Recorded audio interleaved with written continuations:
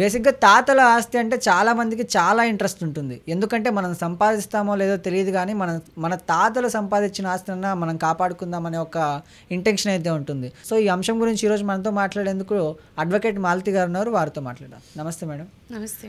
బేసిక్‌గా తాతల ఆస్తి మీద ఇట్లా చాలా మందికి చాలా ఇంట్రెస్ట్ ఉంటుంది. అంటే ఒక పిల్లలు ఎవరైనా మైనర్‌లో ఉన్నప్పుడు తాతల ఆస్తి అమ్మేయడం జరిగింది.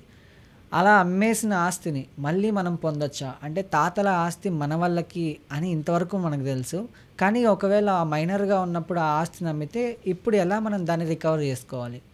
ఇప్పుడు తాతల ఆస్తి అంటున్నారు కదా, తాతల ఆస్తి అంటే ఇందులో చాలా కండిషన్స్ ఉంటాయి. ఎట్లా అంటే ముత్తాత అంటే 4 జనరేషన్స్ ఉంటాయి. ఒకవేళ ముత్తాత కనుక ఆస్తి సంపాదించి పెడితే ఆ ముత్తాత నుంచి తాత, తాత నుంచి తండ్రి, తండ్రి నుంచి కొడుక్కి 4 జనరేషన్స్. ఒకవేళ 4 జనరేషన్స్ నుంచి ఆస్తి అనేది వస్తే అది యాన్సిస్ట్రల్ ప్రాపర్టీ, అంటే ముత్తాతల ఆస్తి, తాతల ముత్తాతల ఆస్తి అని అర్థం. ఒకవేళ థర్డ్ స్టెప్ అంటే ఈవెన్ తాత నుంచి కొడుకు వచ్చి కొడుకు నుంచి ఇంకా కొడుకు వస్తే కూడా అది యాన్సిస్ట్రల్ ప్రాపర్టీ కాదు. సో 4 జనరేషన్స్ వరకు ప్రాపర్టీ అనేది ఫార్వర్డ్ అయితేనే అది తాతల ఆస్తి. ఇది మీరు గుర్తుపెట్టుకోవాల్సిన విషయము. సో 1, 2, 3, 4.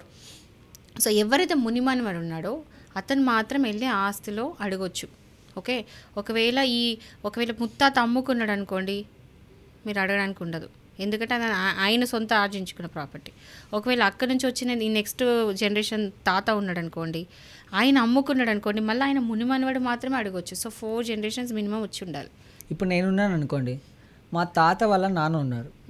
ఈయన వాళ్ళ చెల్లికి ఆయన ప్రాపర్టీ గిఫ్ట్ కింద ఇచ్చారు. బట్ ఎలాంటి అగ్రిమెంట్ లేదు, అక్కడ ఎలాంటి ఆస్తి పత్రాలు కానీ వీలునామాలు కానీ ఏం రాసుకోలేదు.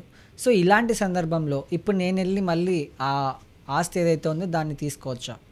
ఇప్పుడు మీ ముత్తాత అంటే మీ తాత వాళ్ళ నాన్న ఆల్రెడీ ప్రాపర్టీ అమ్మేసుకున్నాడు అంటే ఆయన సొంతంగా ఆర్జించుకున్న ఆస్తి అమ్ముకునే హక్కు ఆయనకు ఉంది. ఆయన గిఫ్ట్ డీడ్ చేసుకోవడానికి ఉంది.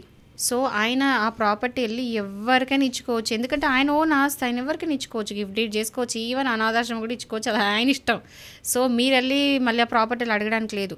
ఒకవేళ ప్రాపర్టీ ఎవరికి కూడా ట్రాన్స్ఫర్ కాకుండా, టైటిల్ అనేది ఎవరికి ట్రాన్స్ఫర్ కాకుండా, మ్యూటేట్ కాకుండా, అది ఎవరికి ఏ పేరు మీద మారకుండా మీ వరకు వస్తే మీరు వెళ్ళి ఆ ప్రాపర్టీ మీద క్లెయిమ్ చేసుకోవచ్చు. ఆ ప్రాపర్టీ మీద మీకు ఇంట్రెస్ట్ ఉంటుంది, రైట్స్ ఉంటుంది. Okay madam, thank you.